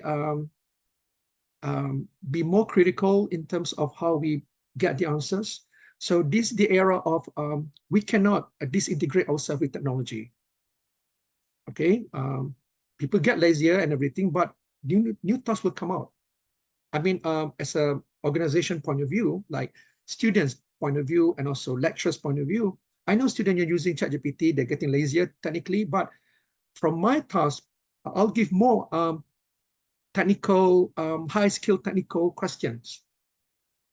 more case study, more hands-on rather than theoretical point of view. So it gives our new generation of students to learn more skills rather than what we had before. This is my take. Oh, that's true. Yeah, at least you know you turn it to be more on a case study. A lot more. That also encourage collaborative skills. Yes, That comes in. Yeah. And how do you then leverage on machine, right? Yeah, that's how, because ultimately human has to present the results, and that's really important. And I think what really comes out really very good is the nurturing part. It's important to our future generation. Nurture, you have to nurture them. Have a conversation with them. We don't argue, but we nurture them, right? What can or cannot do. But the other thing is, I think the self-discipline and self-control plays a huge part, right? Because self-awareness, like you talk about, really, that is a huge part of it. Wei Xuan, maybe I go to you before I kind of like open, some of the question to the floor as well. We talk about accountants as well, auditors especially. You are overwhelmed with so many things to do. Not to talk about technology, we talk about ESG, right? Sustainability, another topic altogether, So, when you talk about accountant, they seem to be overwhelmed by so many things, so many expectations of them, right? How do you think accountants should approach this? Especially, if I talk about technology, how do I approach to upskill myself? Where do I have time to upskill, right? How do I do this? Yeah.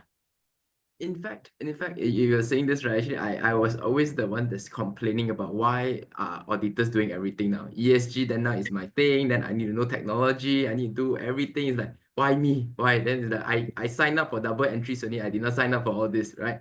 But the thing is that the whole world is changing, right? And therefore we have to embrace it. Complaining won't do anything, so we have to find a way to achieve it. So personally, I feel that I am not the type of person that actually go through books, etc., right? I would advise that as you go along, you try out little things, take baby steps, right? Try out with trying to use some GPT prompts, right? Try to use the system, see how it works, right? And then at the same time, if you feel that your prompting is not well enough, maybe go and get a book, right, on how to prompt GPTs, example, then to slowly pick how to ask the right questions, right? And personally, I am not the type of person that really read books per se to learn, right? I'm the type of person that actually watch YouTube and also to look into how the presentation. I need something very visual to understand what are things happening. So personally, in terms of my skill set, upskilling, right, is always through watching YouTubes, right? And you all ask me, auditor, you always are very busy. When do you have time to watch all this, right? In fact, I actually use the time that when I'm driving. Not watching YouTube per se, but listening to what they are saying and things like that. So that's how I kind of absorb. Okay, so if I find something interesting, subsequently I'll save it, right? And then after that, when I have time to sit down, then I'll go through the videos, look at the visuals how are being done. But most of the time is about listening what they're trying to say, right? And get an idea of what is it. Then from there, I moved on to the next one. Because it's like once I learned about the GPT plug, then I know that there's something called custom GPT. And then after that, my friend also tells me about there's this AI agent thing, right? They can have you do some works. I say, oh, all these are very interesting, but I have no idea how to actually go into this. So go onto YouTube, right? Just try to find out, they'll talk about this. At least you have some basic knowledge about it. And then from there, maybe you prompt the curiosity of you, and then you go and find more of this information. Because to be honest, the informations that are now out there, right? We can really find all these things. Like what Dr. Azizi says that there are a lot of different type of data out there. It may be right, maybe Bonnie also said that as well. There might be right and wrong things, but we have to take judgment call that what are good. That's why one of the best thing is to look at multiples before you make a judgment on which is the best thing to go with, right? Even for myself, I always, like, in terms of looking into GPT videos, right, I'll look at few before I actually try something out, or I'll just test it out and see how it goes. And as you go along, right, celebrate the small wins. I would say that sometimes, like, if you want to do a big thing, and when you don't see the big thing happening, right, then you will feel very demotivated. Like if to say today I want to make a very good generative GPT for my team, and I cannot get it working, right, I'll be very demotivated. Then we try a little bit. We try in the first step, it works. Okay, let's try something else. Then celebrate the small wins, and then you will be having a bit more encouragement, right? And I think that would be the idea. And look at the overall is that embracing technology, I feel that many of us we are afraid. The key word here is everyone is very fearful of what technology will do to us, right? So I want to put this message out there to all the accountants, the auditors, the professionals in a way, right? AI will not replace us, right? The AI will not replace it, but we will be replaced by people that are very good with AI, right? So therefore, it's very important for us to actually look into technology, embrace it, learn it, right, as much as you can, right, so that you are staying ahead of the game. So having that mindset then prompt us to then, okay, I may need to learn faster. And in life, it is always about learning along the way. Like what Bonnie said, I've studied accounting, done already. No, I'm done for life. But now we have to relearn ESG. I'm learning about ESG. I say, I don't know what it's about, right? I'm not no environmentalist, but have to learn, right? That's something that we always have to go about. As long as you have that curiosity mindset, as long as you have that, you will always want to learn the next thing, right? And that keeps you motivated to go along. And that's how I teach my teams, keep going, right? Learn new things, prompt for more things, and then you feel more excited to go for the next things. Do one thing, don't tell me you want to clear the whole file. You can finish the PPE first, fantastic, right? Then oh, I feel very satisfied. Then let's go to the next section. Example, small wins. Yeah. Yeah, Rizwan, you're naturally very competitive. But I think you're very positive and resourceful. Okay, that is actually just demonstrated the whole idea of, talking about you have so many resources out there. You personalize your training, right? But okay, I mean, ChatGPT will tell you to drive and to watch YouTube is a no-no. No, but No, yeah, don't watch, listen, personalize the training. don't watch. Yeah, so personalize your training is really important because in the past, I think you have to go to a physical studio, a training studio, you learn there, a workshop, say you have to be there, what time, whatever. But you personalize your training, get it flexible. Before you sleep 15 minutes, you just get to understand certain podcasts, right? About IT stuff, right? The emerging trend, that will actually keep you up, right? As a CFO, even a board member, or whoever. Yeah, so I think, that's, yeah. I want to open up the pigeonhole if you can allow me, panelists. Let me pick up. I think there are a lot of questions there, and I thought that we could address some of them. So let's just call out one of the top, the upvoted one. MIA, can you help me to, So we pause here for a while for the pigeonhole question. Yeah. Okay, so this is about ethics consideration, right? So let me just read out. As our jobs and roles are slowly being replaced with AI, right? Other technology, how can we ensure that a sustainable and ethical approach guides their use? Okay, this is a good one. Yeah. Anyone wants to attempt first? Yeah. Well, maybe let me jump in on this, and feel free to the rest of the panelists to come in as well. And I think, well, when we say as our jobs are being slowly replaced with AI, I think with after this discussion, we know that we are not being replaced. As long as we keep learning and progressing, we won't be replaced, right? But yes, AI will do a lot of tasks that we used to have to do last time and we hated it. But now it comes out, AI can do that for us, and also do it really fast. But it still means that we still need to review it. We need to apply judgment to what we see, right?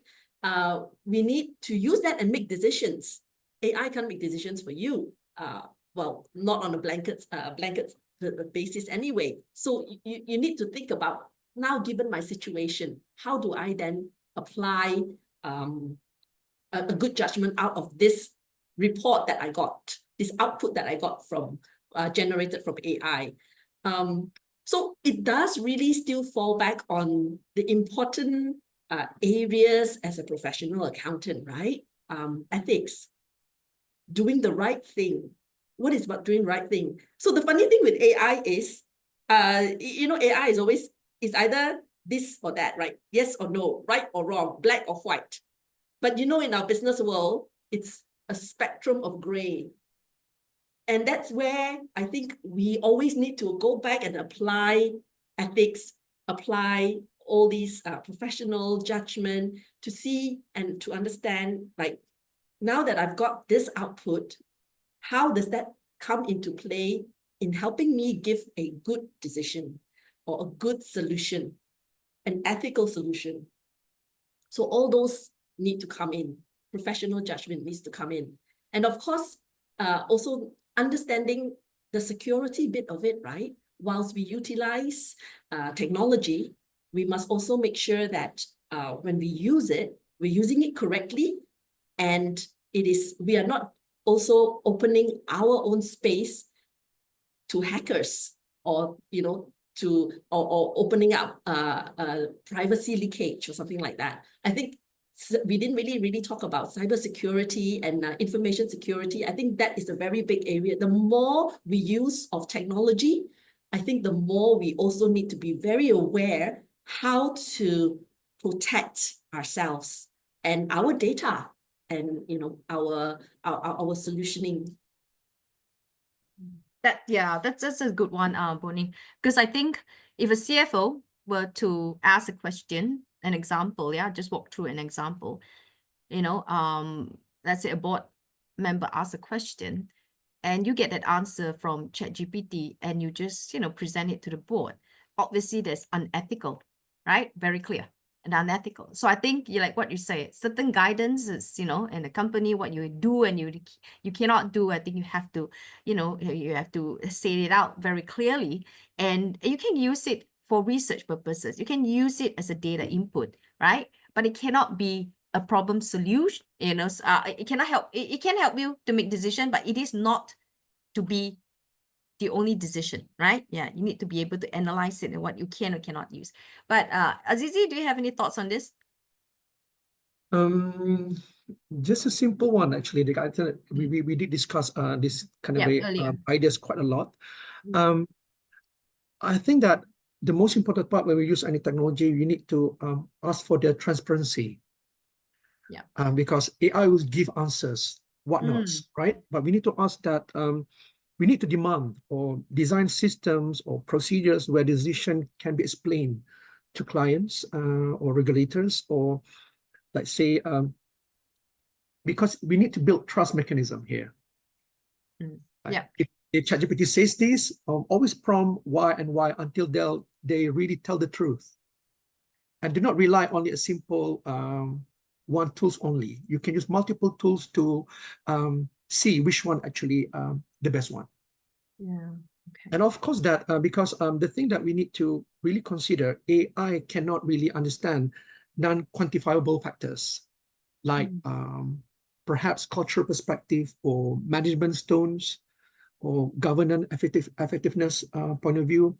They are still lacking on that. So we need to really be critical on that parts. Okay. The simple answer would be like, always ask a reason and do not simply trust what they say. Yeah, I suppose disclosure is important, right? Yes. Full disclosure. Yeah. Okay, if I can move on to the next question. I think this is more on transformation initiatives, right?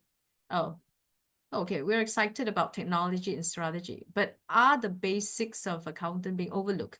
What are the panelists' views and how should we address this? Yeah, we spoke a bit on this. Maybe I get Wei Xuan, you would like to attempt this question? Okay, right. I think what about basics of accounting being overlooked? I think the key thing is that the fundamentals of our core as accountants and auditors requires to be still trained, right? That is what we are trying to achieve. The fundamentals cannot go away, right? So continuous training on the accounting part and also the basics needs to be there. However, is that whether or not are you able to use technology and strategy, or in terms of any form of AI perspective, to be able to enhance your delivery, right, or enhance your slides, or enhance your message to the participants, right, or your trainees, right? That is very key, because I would say that in the end of the day, the technology is always a tool, right? And many of us always feel that, like earlier, all the panelists also shared one very important message is that the AI is it's not a decision making, or it is not a ending results to a particular matter. Must remember one very important thing: it is just a tool, right? So therefore, using this tool, right, using technology, then you will get to this. In fact, in terms of from accounting perspective, even as accounting software, right, that helps efficiency, right? In accounting software, SAPs, you have lesser requirements to actually draw the double entries back into the final report, right? Even the old days, you need to do all the journals, etc. Those are all eliminated, which then human then can be focused on much strategic task, right? I think that is where we need to focus on, right? Training your people, and also training the fundamental course in terms of whether they are more responsible, in terms of their integrity level, and how do they actually use this type of information, and training them how to use technology, right? That is more of the key, because I think we backtrack a bit where earlier we talked about people are getting more lazier, or people are more instant gratification. I feel people that are lazy, actually, they are sometimes the smartest people, because they want the output fastest, right? Without the least amount of work, right? Which I feel this is the generation of this now. However, therefore, it is very important to make that person be assured that the output they want is of integrity, it is responsible. So having that first core there, building that core with those people, right? Whatever tool you give them, they will still come up with a very decent, good quality results. So I think going back to the overall is human, focus on the human part, focus on the fundamental parts, right? Let the technology as a tool to bring them to what is the final results that they want. Yeah. So accounting will not be overlooked. Yeah, I think that's a good view. It's always a tool. Whether or not, it's always a tool. So you have to remember that. So accountant don't have to worry. It's just that you have to upskill yourself, right? Parvin, maybe your thoughts on this? Yeah, for me, I think it's the importance of the integrated learning. So I think our education itself, they should guide us on integrate technology, but with the emphasis of the strong foundational value of all the accounting and finance. So I think it should go hand in hand, because I still feel it will not replace, but it will augment us. And so how do we actually play more critical role in more, where there is more high stakeholders point of view, the value of the business. Yeah, it's augmenting the value chain as well. We have to do something more strategic, isn't it? Yeah. Yes, it's like to reinforce, the technology, not bypass human and accountants and all these things. Yes. And it helps us in efficiency a lot on that. Yeah. Okay, maybe I'll take the next question. Okay, how can finance professionals influence digital transformation initiatives, even if they're not in IT or leadership role? Yeah, maybe I get Azizi to think about it. Yeah. Okay. Yeah, it's a very good questions actually. That we do not need to be we need just to be the tech savvy. I mean that of course we don't have time to learn everything, but we need to embrace what's coming. We need to at least know. Yes, I'd have to really get into it, but you need to know the consequences. If I don't get into it, what will happen? And you can simply like, oh, that's not for me, because not for me, or for me, it's not for us to decide. Like many other technology that just come, either you be with them or not be with them, it's up to you, but you're going to be left out easily. I always put technology as our sort of, rather than to see technology as a competitors, I always see technology as something that can help us to get things done. It only works if you can really balance between fundamental and also core things that we wanted to solve.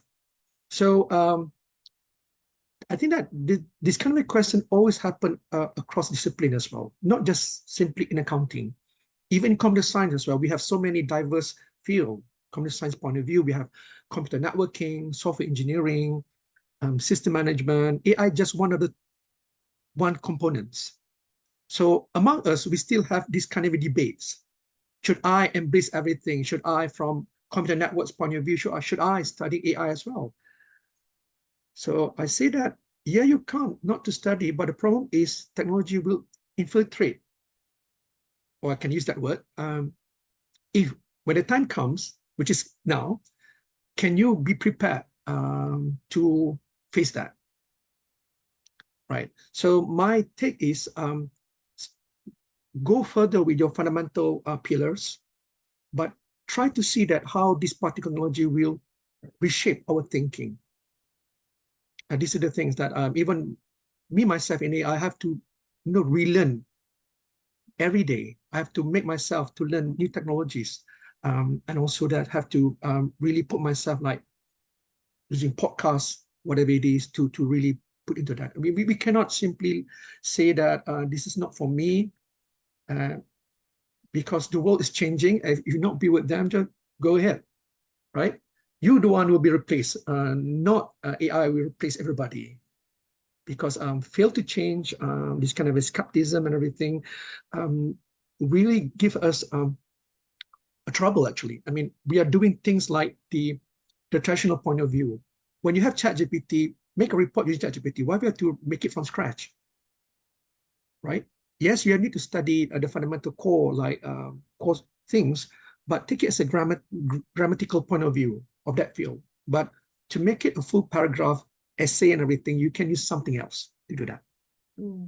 That's my take. Yeah, that's very good insights that you actually brought in, actually, also from computer science, perspective, whether or not this AI that you should know everything. The other thing I think you also brought up, it's all about competitive advantage. What's the value proposition to your, to your company, to your organization, right? I think Wei Xuan is a testament of how you have actually influenced your boss, isn't it? I think Wei Xuan talked a lot about that as well, right? So I think this question, we can lead, the professionals can lead. It's not that we cannot lead, right? You don't necessarily need to be an IT, or in a leadership role, but a small thing, Wei Xuan talks about the small impact, celebrate the win, the little thing that makes a lot of difference, show them, demonstrate them. But what's more important is the outcome. We can talk about it, right? A big, large mega project, but you feel if you don't have the outcome, right? So show the outcome of how IT increase the value proposition of of your project. Yeah, I think that's yeah. Perhaps if I'd like to add one a very simple thing. Sometimes this is such an interesting question, right? You say, oh, I'm just a finance professional. How can I influence transformation, right? I'm not in IT. I'm not the boss. But as finance professionals, we are the one that is doing the work. We are the one that is telling the story. We are the one that is pulling the information from what's happening out there to tell the story. IT is not doing that. The big boss, the CEO, is not doing that. We are the one. So because we know what we need to do, we are the best to know how to transform, how to make it, how to do a certain task faster, how to free up time, how to, and that is where I think we have a strong influence. And it is really maybe sometimes, I mean, when I talk with our audit team, sometimes, it's like, why do I have to copy all this down, all these invoices down and then come up with listing and whatever? Why can't I just use OCR, right? And, a simple thing like this, use character recognition and everything is populated for you. Okay, then after that, I can check. You still have to check because OCR doesn't mean that it picks up the right stuff. But imagine that amount of time that's saved, right? And then you can spend that time to do other things. Well, I think the audit partner wouldn't really realize that so much time is being spent on, say, vouching or doing this thing because they look at the high-level review. So the person who is churning out these things are the ones that has the strongest influence, but which means then, it is, and that's why I think sometimes it's really important to engage, right, with the people who are doing and the people who are using the output. How are you doing this? How can you do better? How can I help you do better? And, this is where we talk about mentoring, right? And sometimes we have this thing called reverse mentoring. The young generation, they are such tech-savvy people, right?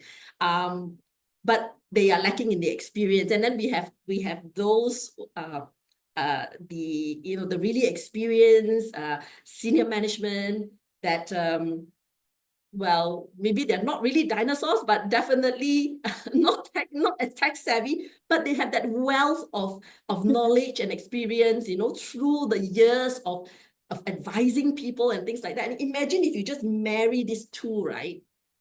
And you know how much you can get out of it, how much better value you can get out of that. And you know, sometimes it is interesting to see how reverse mentoring can help, you know, while the young can give suggestions on how you can use technology to do better, while the more experienced can think about, you know, where's this, but can this address this issue, and you know, that really that deeper thinking of things, right? And it's interesting, you might have some interesting outcomes from such reverse mentoring. Well, I can see the reverse mentoring really applies on you. I think your son must have done very good job. Yeah. Can Okay. I He's just add a mentoring very me quick more one than here? the other way. Yeah, Wei Song wants to respond a bit. Yeah. I think just to answer Hari Devi's question, right? Get your boss to join this session, then they will be able to know. Then you don't need to go through this whole explanation to them. Yeah, bring them through lah. I Yeah. think that's a good one. Okay, let's take another question. Yeah. Okay, if you had to name one skill that won't be replaced or diminished by AI, what would it be and why? Yeah, I think I can take different this. panelists may have a different view. You can share your views. I would say key thing is communication skills. That is the one skill that you will never be replaced and diminished by AI, right? And in fact, that however that we shared earlier that we are able to use AI as a sparring partner, right? I just want to share a very quick trick to everybody here, right? Is that have you all actually recorded yourself, right? Actually presenting before, and relook into your presentation on its own, right? You will slowly notice that actually you have a lot of slur non-words, and you know, even for myself, I have not really trained on it. I'm aware, like the self-awareness that we speak about earlier. You are self-aware, but however, to change it requires a lot of practice. But if you don't know, you won't be able to upskill. As having a coach is also good, because like, say for example, prior to this, I always have a tendency to putting my hand on my mouth when I talk in the meeting, because the position is very comfortable. I just put my hand like that, right? And that is when my fellow partners tell me, you don't put your hands on your mouth, I cannot hear you properly, right? That is a external factor that tells me. But when recently, in earlier this year, I ran a training on communication skills. Although I'm not very good, you can tell from my communication is not fantastic. So I use YouTube and also debriefing method to teach my team that be self-aware of your training. And then I made all of them go and record a 5-minute video of them talking to them on themselves, and then review it for themselves. It's the most terrible feeling they will ever have, because you're listening to yourself and looking at yourself talk is the worst thing. But it is the best way to learn and be self-aware of what you are doing. So I would say communication skills, you build on that, AI will never be able to replace. Even generative AI, the visual one, I cannot. Okay. That's a Yeah, very that's good all. sharing. Yeah, Parvin? Yeah, for me, I think it would be curiosity, because it's really important, because it allows us to think outside of the box, to continuously question if we can do this, how we can do it better.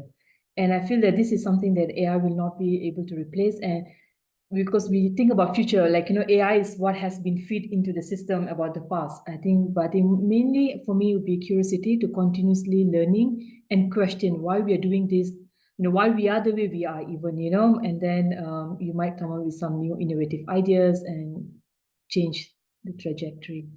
Yeah, I suppose the how mindset is always very progressive, isn't it? Yeah, Yes. that keeps you. Okay. Yeah. What about Bonnie? Well, I agree with Wei Xuan and Parvin, and I think to add that is really collaboration. I think that's really important.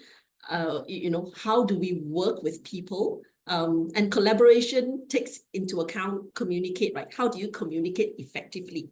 How do you recognize and adjust how the other person reacts to you, so that you can become more effective in working together, in getting your message across?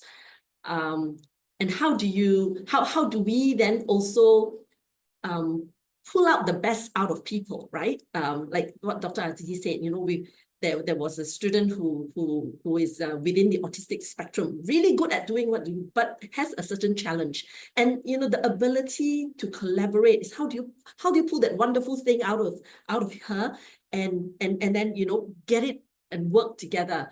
So all these, you know, in terms of collaboration, you're talking about empathy, you're talking about effective communication, quite a lot of other things come into play.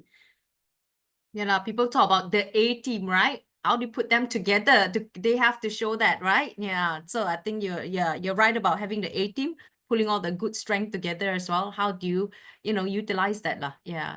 Dr. Azizi?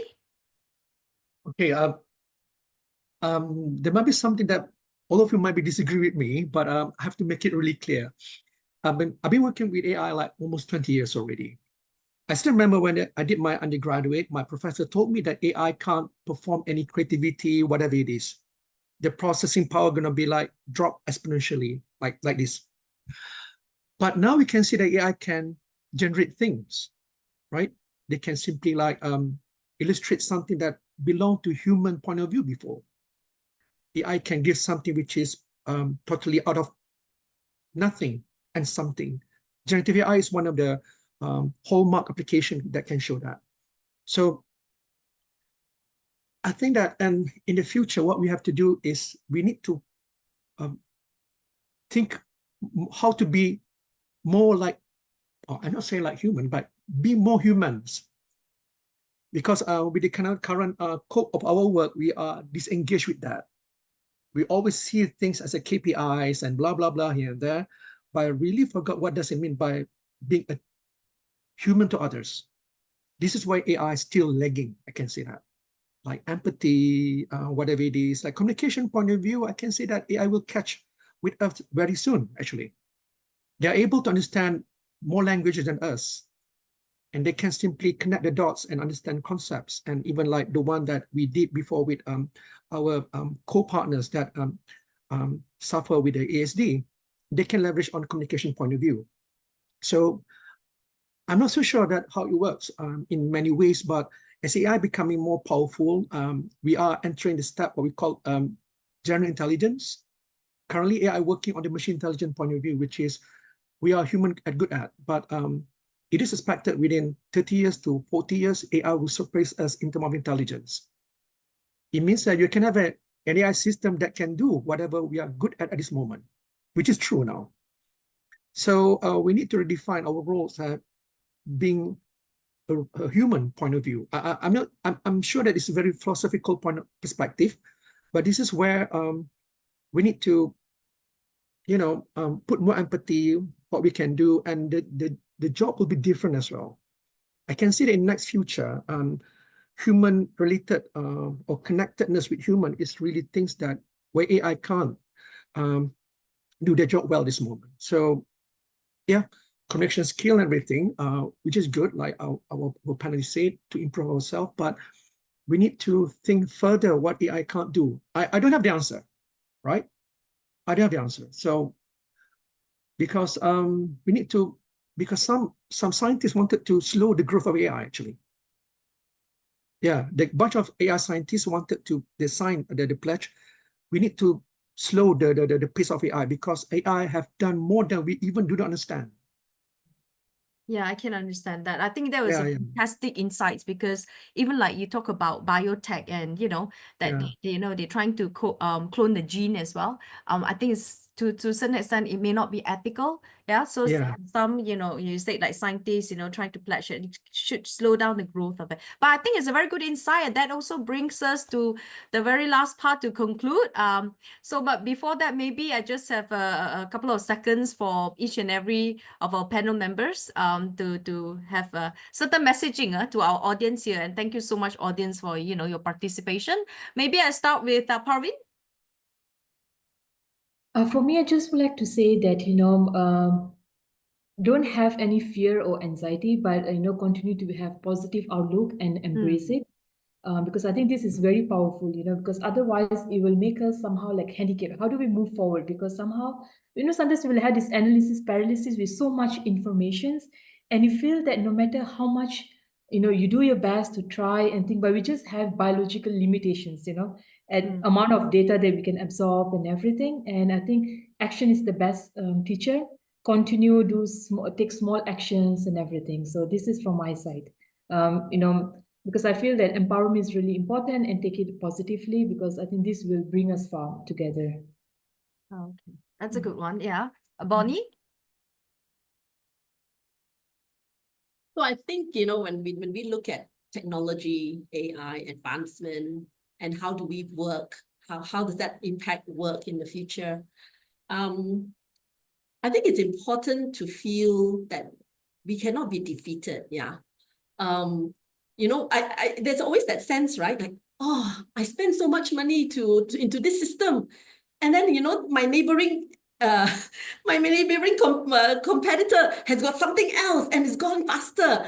And then you think like, oh my gosh, now I got yet another milestone to hit. And there will always be that competitiveness, right? Someone out there is going to do something faster, better, and everything. But I think it's important to then look upon ourselves. Don't feel defeated, right? Because like we all said, every baby step is an improvement. But you have to continue to have that perseverance and the resilience to know that you need to continue going there and celebrate those wins, right? So do not fear and do not feel defeated. Always keep going forward. And, it will come a point in time where then you will see how the transformation works, how it will bring value going forward. Yeah. Yeah. So it's to be brave, really. Yeah, it's always light at the end of a tunnel in any way. Yeah. Azizi, then I get Wei Xuan, yeah, to respond. Yeah. All I can say, especially like accountants now, they are facing double expansion. You need to master your traditional skills, and at the same time, we talk about AI and digital innovation and so forth. Again, it's also happened to any other disciplines as well. Social science are actually badly hit by this particular incoming technology. But I'm not sure my advice. What I did to embrace this particular thing is like we have to start small and build momentum. Okay. Right? Like micro learning, like 10 minutes per day is enough. Yeah. And also that what I did, because sometimes learning theory maybe too much, so we try to put into practice. Make simple case studies, solve it daily, and stay connected. Very important role for me to get what's happening. Try to place yourself with one or two key players in that field. And the thing that we need to really focus on learning how to learn, actually. Yeah. It means that we have forever beginners. Always put that into context. It is good. Let's say even AI is my sort of my things, but I always put that I didn't know all of it.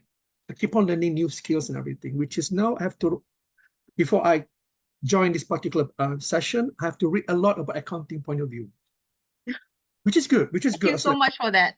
Which is good, actually, that, this is a new insight. Even I also have a project with my counterpart from Universiti Malaya. We did develop XAI to help auditors. Okay. Right. So rather than to give only this. So this is like learning process. So itself, you have to learn. Do not stop. Yeah. So much learning to do, isn't it? And be humble about our knowledge, right? There's Exactly, always so much more to learn. Yeah. Wei Xuan, the floor is yours now. I think Bonnie just now saying being competitive. Yeah, I'm the one that's trying to catch up with the big boys. I'm still trying to pace as fast as I can. But I think we do it on our own pace, right? That's very important, right? Continue to be curious, right? And I think to really celebrate your small wins, right? And explore what is out there, try out everything, right? If you don't know what is it, go to YouTube, go to Google. There's a lot of information. At least you have a glance of everything first. Have a feel of what it is. Don't be afraid, right? As all the panelists have shared, be courageous, go and try out on your journey, right? And don't forget, main important is that you don't forget your fundamentals. We as professional accountants, auditors, right? We what are we trying to deliver? What is our ultimate objective? So on that part, then how do we use this tool or this technology pathway to bring us to that final objective that we're trying to achieve? So again, my message to everyone is that we as human beings, we won't be replaced by AI. But however, as accountants and auditors, we will be replaced by people that are very good with AI, right? Yeah. So bear that in mind. Try your best, right? Go on your pace. Don't be overly competitive while I am, but try your best, all right? Enjoy the journey. Awesome. Yeah. So thank you so much for all the fantastic view, panelists. Thank you the participants for participating as well. And thank you so much. I hope that's a lot that you've actually learned from this session. So I'll now conclude the session and pass the floor back to Nadira. Thank you. Thank you all. Thank you, Ms. Fanny, and our panelists, Ms. Bonnie, Dr. Azizi, Ms. Parvin, and also Mr. Weil Xuan, for the wonderful discussions. And thank you, everyone, for sending in the questions.